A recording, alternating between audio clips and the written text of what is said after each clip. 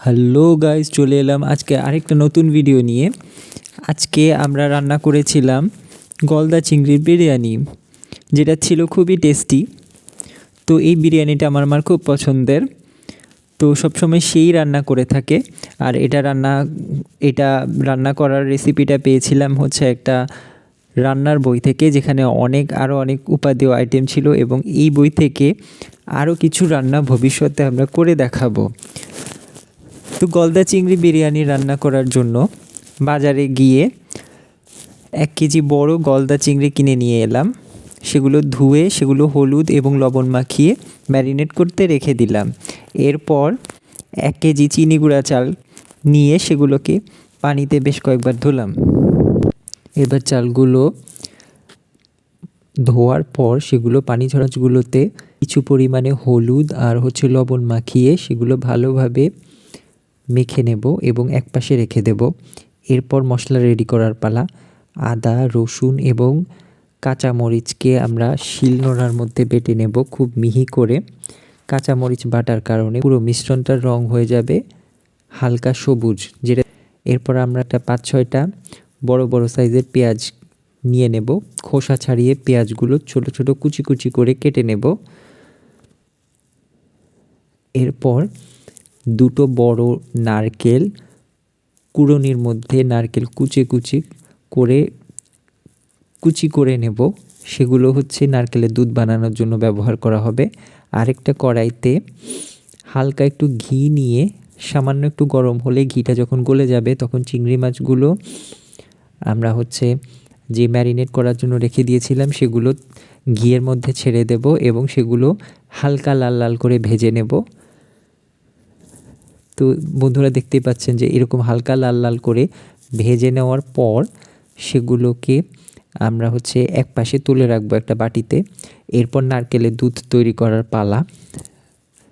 তো কুচনো নারকেলগুলোকে একটা প্রেসার কুকারের মধ্যে অনেক পরিমাণ পানি নিয়ে সেগুলোর মধ্যে ভালোভাবে নিংড়ে নিলে সেগুলোর ভেতর থেকে যে রসটা বের হবে সেটা একদম ধবধবে সাদা হবে এবং দেখতে সেটা দুধের মিশ্রণের মতোই হবে। এটাকে আমরা নারকেলের দুধ বলে থাকি। আরেকটা কড়াইতে আমরা যে হালকা তেল নিয়ে নেব এবং সেখানে এতক্ষণ যে পেঁয়াজ কুচি করেছিলাম সেগুলো ছেড়ে দেব। ছেড়ে দিয়ে প্রায় 4-5 মিনিট হালকা লালচে হয়ে আসা পর্যন্ত ভাজি করব। এরপর আমরা আদা, রসুন এবং কাঁচামরিচের যে পেস্টটা করেছিলাম সেটা পেঁয়াজের মধ্যে ছেড়ে দেব এবং বেশ কিছুক্ষণ নাড়াবো। প্রায় 2 থেকে 3 মিনিট পরিমাণ নাড়ালেই হবে। এরপর সেখানে হালকা করে পানি দিয়ে একটু নাড়িয়ে নেব। পানির পরিমাণ খুব বেশি হওয়ার দরকার নেই।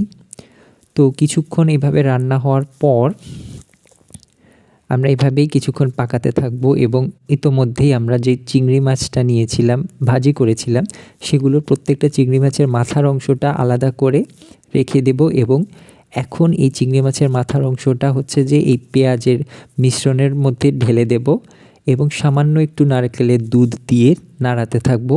এভাবে প্রায় 4 থেকে 5 মিনিট পরিমাণ নাড়ানোর পর পানিটা যখন শুকিয়ে আসবে তখন আমরা পোলাওয়ের চালটা এখানে ঢেলে দেব।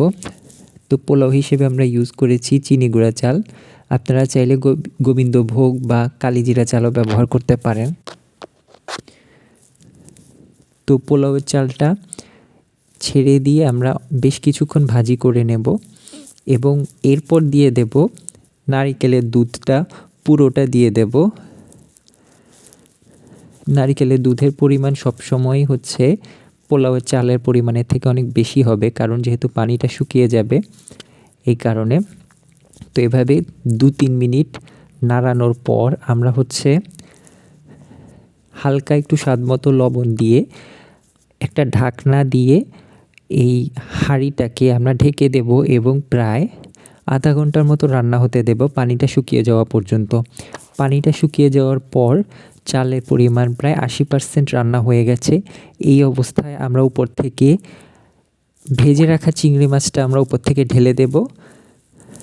এবার চিংড়ি মাছটাকে 80% কুক হওয়া পোলাওয়ের চালের সাথে ভালোভাবে নেড়ে নেড়ে নেড়ে নেড়ে চালের ভেতরে লেয়ারে ঢুকিয়ে দেব, যাতে করে এটা একটা চিংড়ি পোলাও তৈরি হয়ে যায়।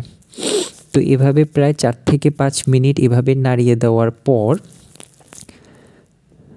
আমরা হচ্ছে যে আরও কিছুক্ষণ দমে দিয়ে দেব, যাতে করে আরও 20% রান্না হয়ে যায়, মানে চালটা 100% কুক হয়ে যায়। তো এজন্য আমরা 15 মিনিটের জন্য আবার ঢাকনা দিয়ে ঢেকে 15 মিনিট রান্না হতে দেব এই চালটা। 15 মিনিট পর ঢাকনাটা খোলার পর আমরা দেখতে পাবো যে চালগুলো রান্না হয়ে গেছে এবং চিংড়ি মাছটা অনেকটাই সফট হয়েছে। তো এই হচ্ছে আমাদের আজকের চিংড়ি মাছের গলদা চিংড়ির পোলাওয়ের প্রিপারেশন, যেটাকে আপনারা চিংড়ি মাছের বিরিয়ানিও বলতে পারেন, যেটা অনেক খুব সুস্বাদু হয়েছিল।